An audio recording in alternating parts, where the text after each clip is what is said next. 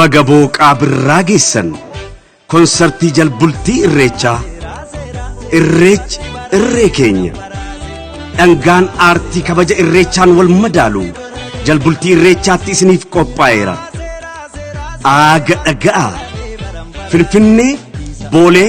naannoo ednaa mool gamoo shaggar irratti konsertii baandii guutuun bifa addaan waltajjii kanaan dura qophaa'een beeknetu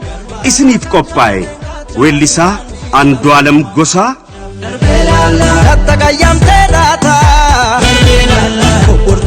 weellistuu Margituu Warqinaa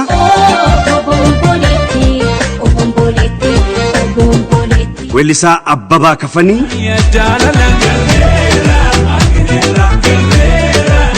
weellisaa Gadaa Hamdaa kanneen biroos baandii guutuun ogeessota muuziqaa filatamoo 10 ol taaneen utubamuun xiyyeeffannoo addaan qophaa'e qulqullinaaf dursa laanne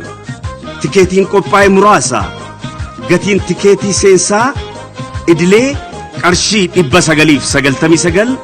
VIP qarshii 1499 bakki tikeetii seensaa itti argattan boolee Society Hotel Labuu Fiqiree Kunispaanyaa Adaamaa Hoteela Keebee odeeffannoo dabalataaf lakkoobsa bilbilaa 0937 35 70 37 yookiin 0982 11 78 83 bilbilaa bagaboo qaabirraa jalbultii irreecha bara 2014 geessan Janina, Janina, Janina, Rangate Malakena.